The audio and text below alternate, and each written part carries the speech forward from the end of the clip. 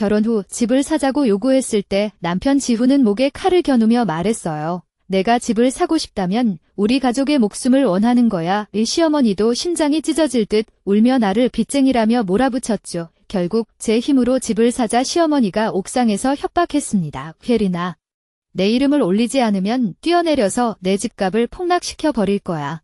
결혼 2달 만에 다시 집 얘기를 꺼냈을 때 지훈이 폭발했어요. 너 진짜 물질만 밝히나? 같이 월세 살며 고생하는 게 싫다는 거지. 담배를 내팽개치며 나를 노려보는 그의 모습에 나도 화가 치밀었죠. 약속했잖아. 결혼 전에 분명히 집 산다고 했는데. 원래 지훈은 결혼 예물 대신 집 계약금에 보태기로 했었어요. 고아인 제 처지를 감안한 배려라 생각했는데 시어머니가 좁은 원룸에 눌러앉으면서 모든 게 틀어졌죠. 동료들 집 구경하다 자존심 상했냐. 그의 의심 섞인 눈빛에 화가 났어요. 그래, 난 월세 싫어. 너 같은 무능력자 만날 줄은 몰랐다니까. 이 말에 지훈은 욕설을 퍼붓기 시작했어요. 매니큐어를 바르며 태연한 척했더니 그는 주방에서 식도를 들고 나왔죠. 집 사면 우리 가족을 죽이라는 거야. 이제 와서 우리 집안 망하게 생겼냐? 시어머니는 지훈 편만 들며 슬리퍼를 던졌어요. 내 아들 밥만 축내는 내가 감히. 하지만 사실 제가 해외 무역업으로 월 100만 위안 넘게 벌고 있었죠. 지난 2년간 모은 5천만 원 중 2천만 원을 지훈에게 건넸는데 정작 그 돈이 문제가 되었어요. 옷값까지 내가 쏟아부은 거 잊었어요. 시어머니의 거짓말에 반박했더니 지훈이 소리쳤어요. 엄마한테 그런 말을? 고아 주제에 예의도 없냐? 과거 가족처럼 대해주겠다던 그 남자의 변심에 가슴이 얼어붙었죠. 돈 못 갚겠으면 2천만 원 돌려줘요. 제 말에 시어머니가 벌떡 일어났어요.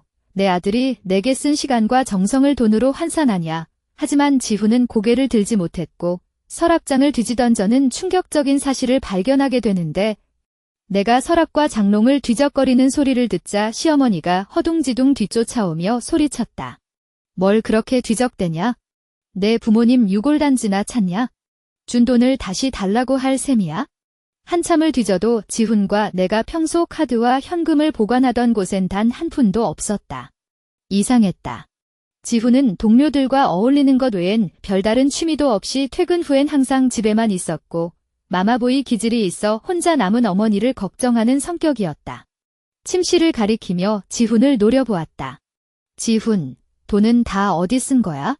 그의 거짓말은 항상 눈에 훤히 보일 만큼 서툴렀다. 그는 말을 더듬었고 시어머니는 눈알을 굴리며 나를 노려보았다. 다 썼다니까 왜 자꾸 묻냐? 돈을 준 이상 우리 지훈 것 아니냐? 돈 없으면 처음부터 큰소리 치지 말았어야지.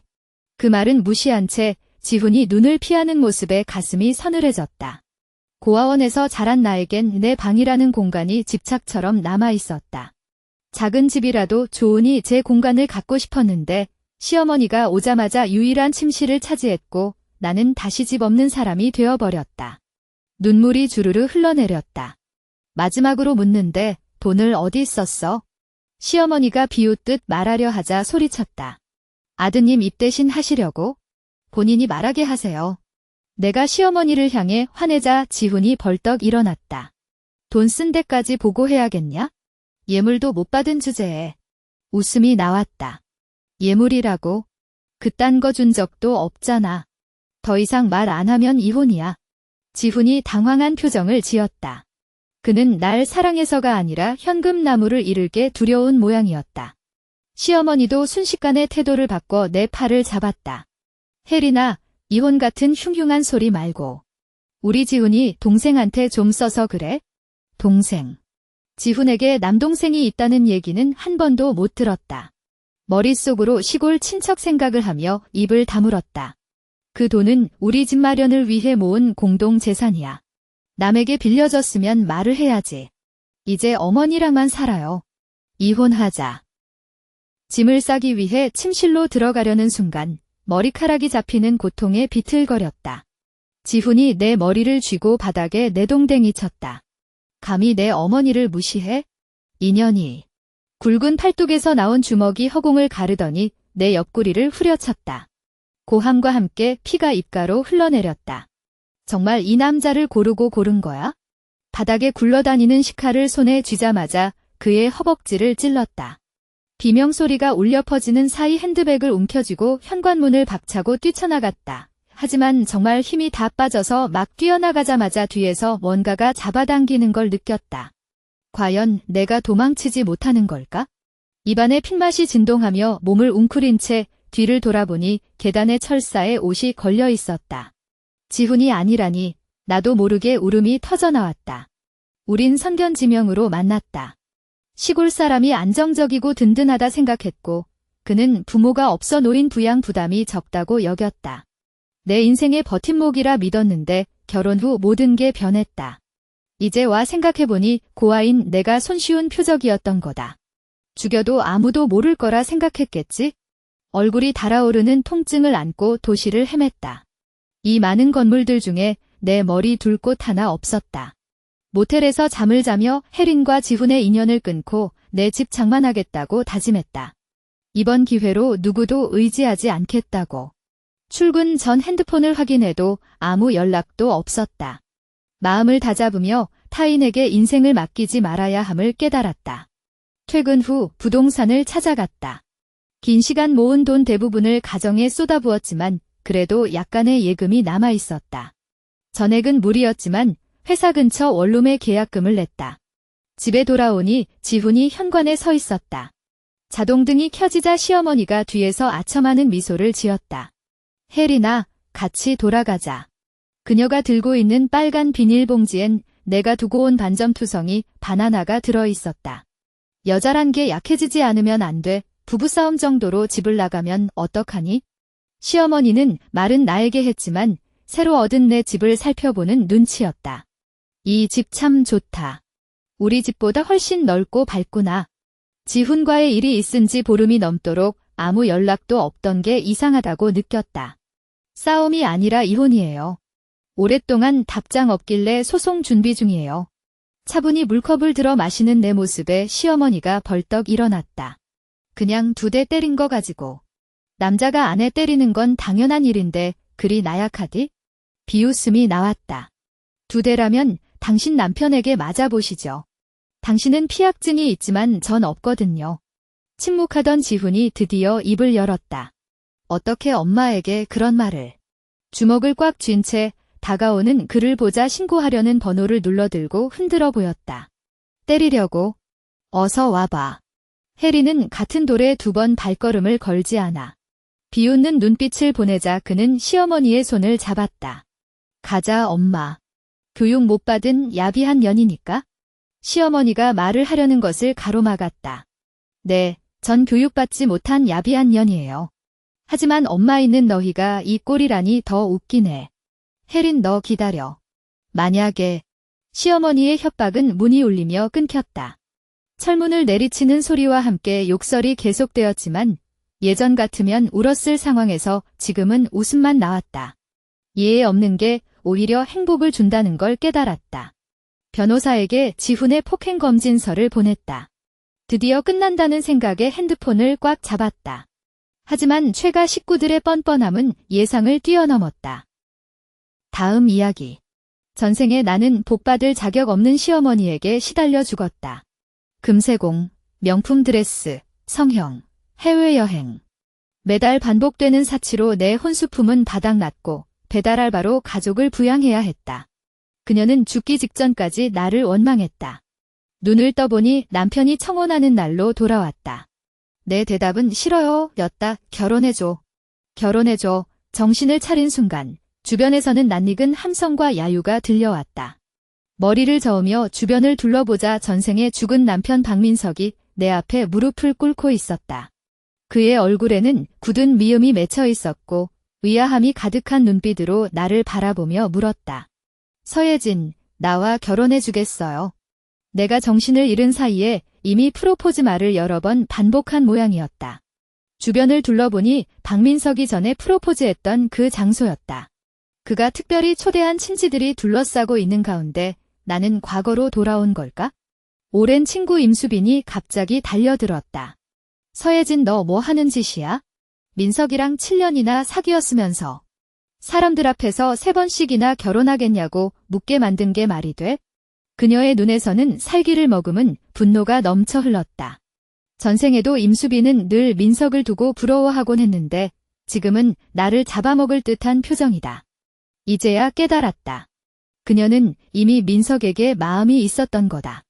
하지만 나는 그동안 눈치채지 못했다. 임수빈은 부유한 집안 출신으로 대학 시절부터 부모님이 미리 준비한 아파트 2채에서 살았고 박민석은 학비를 벌기 위해 아르바이트를 해야 할 정도로 어려운 집안이었다. 다시 한번 말해봐. 내가 차분하게 묻자 임수빈의 얼굴이 새파래졌다. 민석이 4번째 프로포즈를 하자 그녀는 눈가를 붉히며 군중 속으로 숨어버렸다. 싫어요. 단명할 운명인 이 남자에게 그의 과부 어머니를 위해 고생하며 내 소중한 직장까지 잃는 삶을 다시 살고 싶지 않았다. 예진아, 오늘 준비가 마음에 안 드는 거야? 민석이 찡그린 얼굴로 물었다. 임수빈이 다시 군중 속에서 뛰쳐나와 민석 앞에 무릎을 꿇었다. 예진이는 당신을 존중하지도 않아요. 차라리 저랑 결혼하세요. 예단도 필요 없고 제가 차와 빌라를 가져올게요.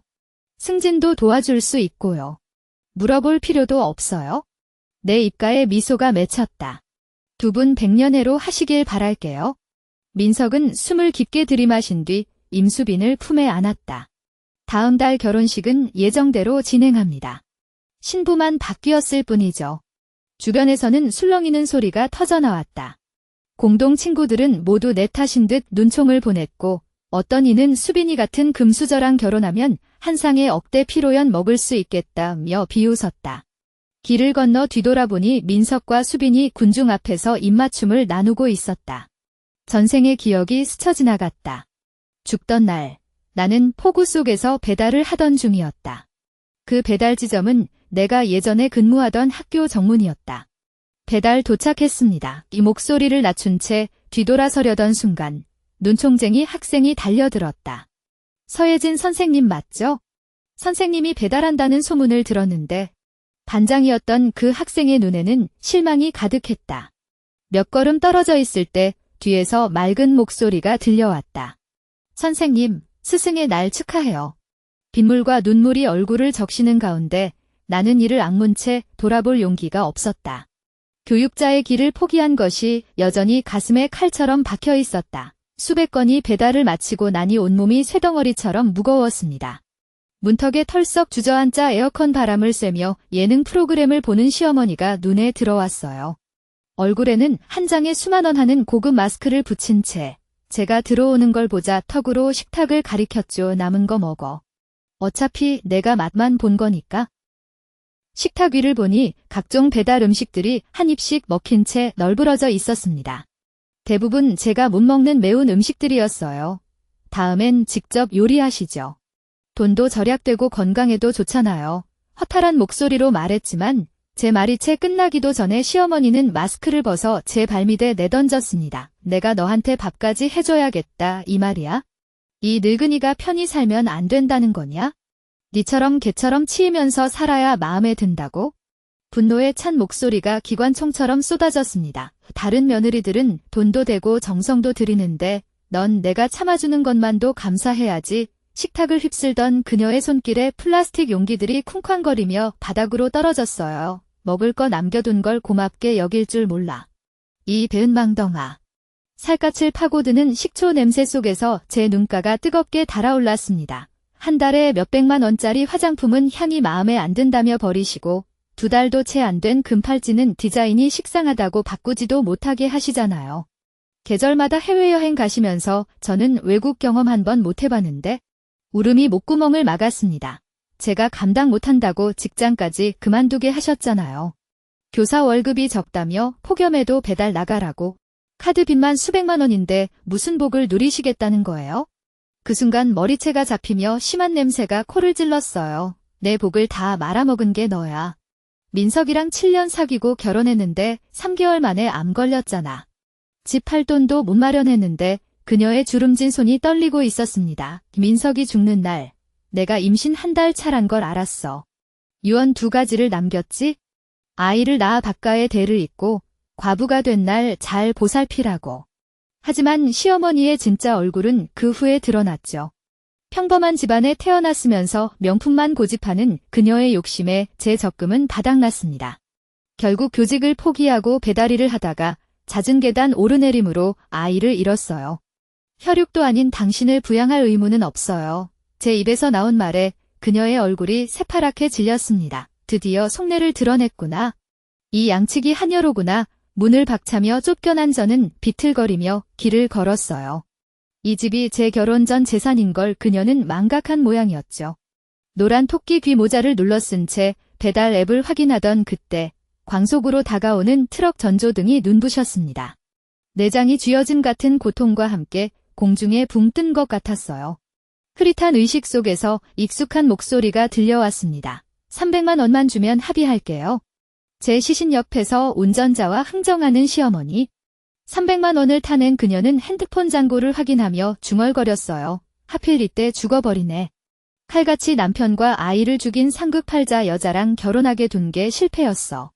그 말과 함께 마지막 숨이 사라졌습니다. 길 건너편에서 서로 안고 있는 두 사람을 바라보며 이제야 괴로움에서 벗어난 것 같았어요. 이번 생에는 귀살귀살 자식 못 낳는 여자라는 누명을 임수빈에게 씌워주자. 박민석은 프로그래머로 일에 빠져 매년 한 번씩 하는 건강검진도 시간 내지 못했다. 암세포가 그 몸속에 얼마나 오래 잠복했는지 전생에 결혼 후 단 3개월 만에 폭발적으로 퍼진 건 당연한 수순이었다. 하지만 이제 그의 모든 것은 나와 상관없다. 집에 돌아오자마자 박민석의 물건들을 싸서 택배로 보낼 준비를 했다. 7년 동안 그는 나에게 잘해주었고 고아인 나는 혈육상련인 가족을 원했기에 그가 죽은 후에도 아들을 낳아주려 했고 그의 어머니도 친정엄마처럼 모셨다. 하지만 결혼은 두 사람만의 일이 아니었고 이번 생에는 그 비뚤어진 어머니의 얼굴을 차마 다시 볼 수 없었다. 따르릉 진동하는 휴대폰 소리에 생각이 끊겼다. 수화기를 들어 전원을 누르자 박민석의 다그치는 목소리가 흘러나왔다. 서예진, 오늘 왜 그런 식으로 날 대했어? 나는 비웃음을 참으며 대답했다. 임수빈과 백년가약을 이루게 해주려고요. 내가 떠난 뒤에 꼭 껴안고 있는 거 똑똑히 봤는데요. 박민석은 2초간 침묵하다 씁쓸하게 말했다. 너를 자극하려던 거야? 그때 모두가 날 비웃는데 수빈이 없었으면 체면을 구길 뻔했어. 전생에 박민석 어머니에게만 혐오감을 느꼈다면 이번 생에는 본인에게 완전히 실망했다. 앞으로 연락하지 마세요. 전화를 끊으려는 순간 망설임이 찾아왔다. 건강검진 꼭 받아보세요. 이게 마지막 인사였는데 10분도 안 돼 임수빈의 문자 폭탄이 쏟아졌다. 서예진, 박민석을 찾지 못하니까 몸을 저주하다니. 검사 받으라고? 난 절대 안 보내줄 거야. 내게처럼 졸졸 쫓아다니던 시절은 끝났어. 모욕적인 문장들이 이어졌다. 쌍년아, 네 따위가 바깥문에 들어올 수 있을 거라 생각했냐? 아들을 저주하는 악녀가 어디 있어. 네 자식도 그렇게 될 거야. 뱃속에서 아이를 잃은 전생의 기억이 스쳐 지나갔다. 나는 무표정으로 스크린샷을 떠 박민석에게 전송했다. 예의 있게 헤어집시다. 집안계 단속 좀 하세요. 보내고 바로 연락처를 차단하니 세상이 맑아지는 느낌이었다. 평화는 오래가지 않았다. 모르는 번호로 걸려온 전화에서 박민석이 말했다. 예진아, 수빈이와 결혼해. 마지막으로 물어보는데 나와 결혼할 거야? 손에 쥔 휴대폰이 꽉 눌렸다. 그런 말을 할 면목이 있다니. 진짜 치졸하네요. 두 번의 벨소리 후 달콤한 목소리가 튀어나왔다. 서예진 씨, 우리 결혼식 다음 주 일요일이에요. 꼭 와주세요. 나는 즉답했다. 박민석 씨는 신부로 초대했는데요. 1분간 정적이 흐르다 비명이 터져나오자 재빨리 전화를 끊었다. 교과서를 펼치자 전생의 기억이 떠올랐다. 반장이 내가 배달 알바 하는 걸 보고 실망했던 눈빛. 하지만 그 학생은 끝내 선생님, 교사의 날 축하해요 라고 외쳤다. 그때 고등학교 교사직을 그만둔 게 후회로 남아 이번 생에는 담임 자리를 스스로 포기했다. 교장에게 1년의 시간을 청하며 교탁으로 돌아갈 각오를 다졌다. 다행히 교장 선생님은 흔쾌히 승낙해 주셨고 나는 마음속으로 이번 생은 반드시 모든 것을 학생들에게 바치리라 굳게 다짐했다. 박민석의 결혼식에는 당연히 가지 않았지만 대학 동창 채팅방에서 결혼식 현장의 여러 사고 소식을 엿볼 수 있었다. 이 결혼식이 비록 임수빈이 간청해 이루어진 것이었지만 영상 속에서 그녀는 거의 전 과정을 시무룩한 얼굴로 버텼다. 아마도 박민석의 어머니가 전생과 마찬가지로 신부와 똑같은 하얀 웨딩드레스를 입고 나타났기 때문일 것이다. 그녀와 임수빈은 각각 박민석의 팔짱을 끼고 세 사람이 나란히 붉은 융단을 걸어가는 모습이었다. 전생에서 박민석과의 결혼식 모든 세부 사항은 그의 어머니가 일일이 결정했었다. 나 역시 결혼식 현장에 가서야 그의 어머니가 이렇게 엽기적인 결정을 내렸다는 사실을 알게 되었지만 이미 화장을 망친 채 울며불며 민석 아빠가 너무 일찍 돌아가셔서 하루도 제대로 편한 날 없이 살았다며 애걸하는 바람에 어쩔 수 없이 수락해야 했다.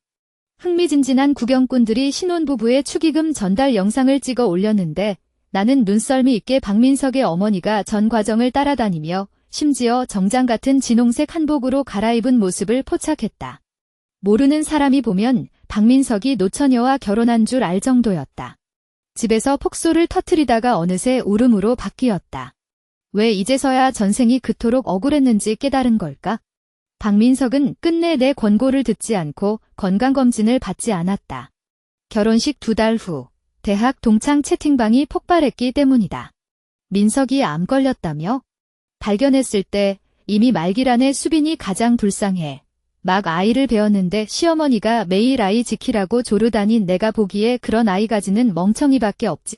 나는 채팅 내용을 보며 집에 숨은 채로도 가슴이 찔리는 듯 했다. 바로 그 멍청이였던 자신이 부끄러워 휴대폰을 꺼내 던지고 교환에 파묻히려던 그때 희미하게 빛나는 화면에 낯선 번호의 문자가 도착해 있었다. 예진아, 마지막으로 한 번만 만나주면 안 되겠니? 송신자가 박민석임을 직감한 나는 재빨리 그 번호를 차단했다. 바로 그 순간 현관문에서 둔둔 두드리는 소리가 났다. 환생 후 친구들과의 연락을 끊은 나에게 이 밤중에 찾아올 사람이 있을까? 몽둥이를 움켜쥔 채 도어폰을 들여다보니 놀랍게도 박민석의 어머니, 전생에 악독했던 시어머니가 서 있었다. 문 너머로 큰 소리로 물었다. 무슨 일이세요? 예진아, 문 열어줘. 아줌마가 부탁할 게 있단다. 평소와 달리 유화한 태도에 그녀가 희귀하게 보여 문을 열자마자 그녀는 벌떡 무릎을 꿇었다. 예진아, 너는 민석이랑 7년이나 사귀었고 수빈이랑도 오랜 친구잖니. 바깥의 혈통을 지켜달라고 수빈이를 설득해주겠니? 그녀는 임수빈이 임신 사실을 알고 병원에서 낙태하겠다고 소리를 지르며 박민석이 죽어가는 모습도 외면한다고 울먹였다. 의사가 사망을 앞두었다는 진단을 내렸지만 박민석은 유언으로 2가지를 요구했다고 했다. 유복자를 통해 박가의 혈맥을 이어가는 것과 임가의 재산으로 자신의 어머니를 부양해달라는 것이었다. 아줌마, 그런 부탁은 임수빈에게 해야 하는 거 아닌가요? 그래도 임수빈이 고집불통이야. 민석이 죽을 거 알자 병원에도 안 오는데 예진아, 내가 대신 마지막 밤을 지켜주지 않겠니? 운 좋게 아이를 베면 바깥 묘지에 넣어주겠다. 나는 몽둥이로 현관문을 내리쳤다. 적막한 심야에 울려 퍼지는 굉음이 앞귀를 물리치는 주술처럼 느껴졌다. 내가 흉악한 표정으로 그녀에게 꺼져 라고 소리쳤다. 그녀는 내 손에 든 몽둥이를 두려운 눈으로 바라보다가 급히 자리에서 일어나 계단 아래로 도망치듯 내려갔다. 나는 허겁지겁 도망가는 그녀의 뒷모습을 보며 뒷조차가 두들겨 패고 싶은 충동을 억누르고 있었다. 침대에서 뒤척이며 잠들 수 없던 나는 박민석의 어머니가 했던 그 말들이 자꾸 머릿속을 맴돌았다. 전생에 이런 인간들을 위해 목숨을 걸었던 내가 한심했고 눈이 있어도 멀구석을 못 본 내 자신이 밉살스러웠다. 그때 휴대폰이 연속으로 울리며 대학 동창회 단체 채팅 알림이 떴다. 무심코 열어보니 현장 목격담이 올라와 있었다. 민석이 정말 갔어. 내가 직접 봤는데 눈을 부릅뜨고 죽었대. 싫어요. 밤중에 병실에 왜 갔냐? 싫어요. 뭐. 바깥에 남자 사람이 없어서 동창인 내가 도와주려 했지? 채팅을 올린 동창은 최근 박민석이 입원한 병원에서 간병을 해주고 있었다고 했다. 원래 의사도 이틀 안팎이라고 했는데 임수빈이 유언 2가지를 끝까지 거부하자 눈을 감지 못한 채 버티고 있었다. 그런데 수빈이 신혼 남편이 위중한데도 나이트클럽에서 놀다가 임신 초기인 몸으로 담배와 술을 마셨다가 하혈로 응급실에 실려왔는데 하필이면 민석이 있는 병원이었다. 소문이 빨리 퍼져 민석 귀에 들어가자 그는 분노로 심장마비를 일으켜 세상을 떠났다는 것이다. 이걸 보니 박민석은 정말 자식복이 없었구나 싶었다. 하지만 날짜를 따져보니 나에게 프로포즈하던 그날 밤, 그는 이미 수빈과 잠자리를 함께했다. 생각만 해도 입가에 조소가 번졌다. 동창회 단체방 관리자가 수빈을 추방했다. 그녀가 있으면 이야기하기 불편하니까 매일 스마트폰 뒤에서 숨어서 지켜보던 나는 관리자에게 침묵의 좋아요를 눌러주었다. 수빈과 박민석 어머니의 전쟁은 각박한 강사 생활 속 유일한 낙이 되어버렸다. 동창들의 말에 따르면 박민석 사후 수빈은 체면을 위해 박가 어머니를 집으로 데려갔다고 한다. 하지만 이번에는 결혼식 때처럼 순순히 받아들이지 않았다. 누군가 비웃듯 적었다. 그 늙은이는 매일 자신이 복받으러 왔다고 떠들어대더라. 일은 안 하고 시어머니 체면만 내세우다가 임가 식구들과 매일 싸운대. 한 달에 생활비 370만 원을 내놓으라고 조르거나 젊은이들처럼 성형을 하겠다고 난리를 피웠다고 했다. 임가에겐 세 발의 피지만 시부모 봉양할 의무는 없는 데다 사위가 시집 온 지 3개월 만에 죽었으니 속으로 얼마나 치를 떨었을까.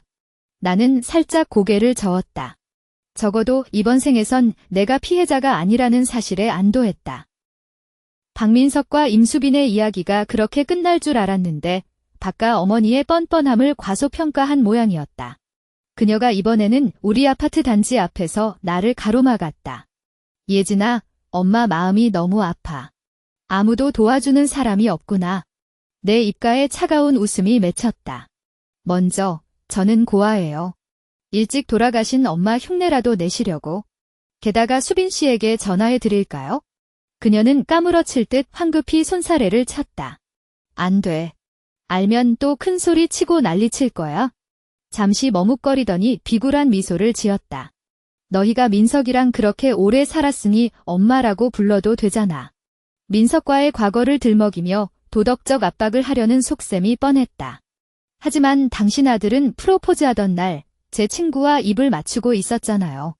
7년 사귄 제가랑 헤어진 지 한 달 만에 다른 여자와 결혼해 아이까지 가졌는데 이제 와 전 여자친구 찾는 건 무슨 논리예요? 주변에서 수군대던 사람들이 고개를 끄덕이기 시작했다. 꼴 보니 못된 시어머니 같더라니까 새며느리한테 버림받은 모양이네 하는 속삭임이 들려왔다. 박가 어머니는 타락해 질려 입술을 깨물다가 다시 연기 모드로 전환했다. 예진아, 불쌍한 어머니 좀 봐주라. 민석이 죽은 후 수빈은 날 전혀 돌봐주지 않아 매일 아침 일찍 나가서 밤에야 돌아오는 수빈은 집에 오면 항상 담배와 술 냄새가 벤 채였다. 임가는 가정부가 있었지만 그들은 고의로 나에게 빨래와 요리 같은 일을 시켰다. 이제 가정부들은 장보기 같은 유류 수입만 담당하게 되었고 내 손에는 사적인 돈 한 푼도 남아있지 않았다. 수빈은 끊임없이 내게 불평을 늘어놓으며 자신을 효도하지 않는다는 투로 이야기했다. 나는 눈썹을 치켜올리며 물었다. 그럼 내가 어떻게 도와드리면 될까요? 수빈은 마치 바보를 보는 듯한 표정으로 나를 빤히 쳐다보았다. 엄마는 큰소리 안 칠게. 내 월급을 매달 내게 맡기기만 해라. 단 한 푼도 함부로 쓰지 않을 테니. 내가 사는 이 아파트는 비록 내가 샀지만 민석이랑 사귀던 동안 그의 돈도 쓴 적 있지? 그러니까 이 집은 어차피 내 몫도 있는 거야? 그냥 내가 들어오게 해달란 말이야. 내가 퇴근할 때마다 간단히 먹을 것 좀 사오면 되고. 아주머니, 오늘 외출하실 때 얼굴을 두고 오신 거 아니에요? 나는 수빈의 망상을 차단하며 말을 끊었다. 수빈은 나의 말뜻을 이해하지 못한 듯 의아한 표정을 지었다. 주변 구경꾼들이 비웃었다. 얼굴을 집에 두고 왔다는데요. 집이라곤 없으니 일하는 부엌을 말하는 거겠지? 누군가 큰 소리로 놀리자 박민석의 어머니는 얼굴이 붉어지며 발을 동동 구르다가 경비원에게 쫓겨났다. 나의 냉정한 태도에 자존심이 상했는지 이후로는 소식이 뜸했다. 대학 동창 채팅방에서 가끔 수빈과 박민석 가족 소식을 접했다. 알고 보니 둘이 싸우다가 수빈이 그녀의 머리를 다치게 해서 10여일간 입원했는데 아무도 문병 오지 않았다고 한다. 하지만 퇴원 후 첫 행적이 내가 교직에 복귀한 날 학교를 찾아온 것이라니. 조회 시간에 전교생 앞에서 달려든 수빈은 외쳤다. 서예진, 너는 내 며느리였는데 왜 모든 게 달라진 거냐? 무슨 일이 있었든 넌 날 부양해야 해. 민석이 유언도 잊은 거냐? 죽은 사람 말도 안 들으면 어떻게 아이들을 가르쳐. 수빈의 말에서 나는 민석 어머니도 전생 기억을 가진 걸 직감했다. 무슨 말인지 모르겠습니다. 경비원을 호출하자 수빈은 더 흥분하며 소리쳤다. 이런 악한 교사를 제대로 혼내줘야 해. 내 아들 죽자마자 날 내팽개쳤다고. 학생들의 수군거림 속에 교장이 다가왔다. 서 선생님, 학교에서 사적인 문제는 신경 써서 처리해 주시죠. 죄송스러워 고개를 들 수 없었다. 일주일 휴가를 내고 수사관을 고용해 박민석 어머니의 근황을 파악했다. 수빈은 민석과의 다툼 후 기억을 되찾고 나를 노리기 시작했던 것, 교육청 주변을 배회하는 수빈의 사진을 보며 결심했다. 어느 날 밤 수빈이 다시 찾아왔을 때 문을 열어주며 말했다. 어머니, 오랜만이에요. 그녀는 마치 자기 집처럼 편안하게 내가 큰돈을 들여 구입한 가죽 소파에 털썩 주저앉았다. 손으로 소파를 여러 번 쓰다듬더니 감탄을 금치 못하며 말했다. 내가 너의 발목을 잡지 않았더라면 넌 정말 편안하게 살았겠구나. 그녀는 의미심장한 눈빛으로 나를 바라보았고 우리는 묵묵히 박민석의 죽음에 대해 언급하지 않기로 했다. 결국 내가 돌아온 후에도 박민석에게 건강검진을 받으라고 친절히 제안한 적이 있었으니까? 이건 그녀의 어머니도 잘 알고 있는 사실이었다. 이번 생에는 민석이 다른 여자와 결혼했고 당신도 다른 사람의 시어머니가 되셨는데 이 한을 어떻게 삼키겠어요? 내가 게으른 듯 말을 던지자 그녀의 얼굴에 순간 불쾌한 기색이 스쳤다. 그건 내가 자초한 일인데 내게 왜 그러느냐? 내가 빙그레 웃으며 침묵하자 그녀는 허둥지둥 말을 이었다. 그럼 내가 어떻게 해주길 바라는 거냐? 임수빈 그녀를 박씨 가문에서 축출하라고? 나는 무표정하게 그녀를 응시했다. 마음대로 하세요. 다만 당신이 여기서 함께 살고 싶다면 진심을 보여야 해요. 잠시 멈춘 뒤 다시 입을 열었다. 만약 또 내 직장에 신고하는 식으로 놀고 싶다면 직장을 잃은 저도 집을 팔고 이사 갈 수 있어요. 하지만 당신의 남은 인생은 임수빈 손 아래에서 구차하게 살아가야 할 거예요. 박민석 어머니는 억지로 고개를 끄덕이며 물러났다. 그녀는 연금도 친척도 없는 처지라 하루라도 더 버티는 게 이득이었다. 살인까지는 못하겠고 공무원 신분상 평판 관리도 중요했다. 이 늙은이를 제압할 묘수가 없어서 악인은 악인으로 막는다는 생각에 일부러 그녀를 임수빈에게 들쑤셔 보내기로 한 것이다. 얼마 지나지 않아 고용한 사설 탐정이 매일 현장 촬영 영상을 보내왔다. 박민석 어머니의 전투력은 실로 장난이 아니었다. 첫날부터 임시 부모의 회사 앞을 막아서더니 울분을 토해냈다. 하늘이시여, 아들이 죽자마자 며느리가 날 학대합니다. 매일 때리기만 하네요. 외치며 치마를 걷어올려 5겹의 뱃살에 생긴 상처를 보여줬다. 누가 만든 흔적인지 알 수 없었지만 그녀는 임수빈의 소행이라 우겼다. 임시 부모는 경찰에 신고해 그녀를 구치소에 넘겼으나 허위 신고로 밝혀지자 노인이라는 이유로 풀려났다. 임수빈은 시어머니가 회사를 난장판으로 만든 것에 분노해 그녀의 짐을 모두 내다버렸다. 감옥에서 나온 노인은 어안이 벙벙했다. 전처럼 말 잘 듣는 며느리가 아니란 사실을 이제야 깨달은 모양이었다. 이번엔 내가 부추기지 않아도 그녀는 스스로 임 사장 앞에서 시위를 벌였다. 기자들을 대동하고 카메라 앞에서 오열 연기를 펼쳤다. 대학 동창회 채팅방이 다시 술렁였다. 박민석이 빨리 죽어서 다행이네, 기런 시어머니 있으면 저승에서라도 튀어나올 것 같아라는 댓글들이 쏟아졌다. 영상 속에서 그녀는 눈물로 밝힌 백발의 슬픔, 박가의 유일한 혈육을 임수빈이 유산시켰다는 주장을 펼쳤다. 나는 차가운 표정으로 화면을 바라보며 전생의 기억을 되짚었다. 결혼 후 갑자기 사라진 오랜 친구 임수빈, 박민석 생전부터 수상하게 들여오던 고급 화장품, 그의 죽음 후 본격화된 해외여행, 그때는 배달 아르바이트에 지쳐 정확히 파악하지 못했던 연결고리가 재생된 지금은 선명하게 보였다. 살인. 비명소리에 정신이 든 나는 황급히 영상을 재개했다. 카메라 뒤에서 달려나온 임수빈이 고함쳤다. 이 늙은 개. 우리 집 돈으로 연명하면서 모함만 일삼아. 문득 주변을 돌아보니 이곳이 박민석이 나에게 프로포즈했던 장소임을 깨달았다. 누군가의 몸에 공구칼이 숨겨져 있는지 알 수 없었고 얼굴에 상처를 입은 임수빈이 그 칼을 쥐고 있었다. 영상이 끊기기 2초 전, 박가 어머니가 입가에 피를 흘리며 바닥에 쓰러져 있었다. 그녀 곁에는 오직 임수빈만이 어쩔 줄 모르는 채 서 있을 뿐이었다. 나는 묵묵히 휴대폰을 끄고 세부적인 내용을 더는 생각하지 않으려 했다. 박가 어머니가 정말로 죽었고 이 일은 우리 지역 실시간 검색어에 올랐다.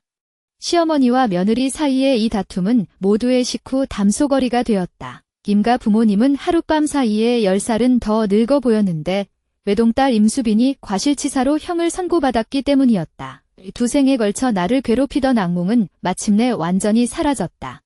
나는 결국 집을 팔고 떠났고 먼 산골로 가서 교사 봉사를 하기로 했다. 내 처음의 꿈을 이루기 위해서도, 그리고 내 양심에 거리낌이 있기 때문이었다.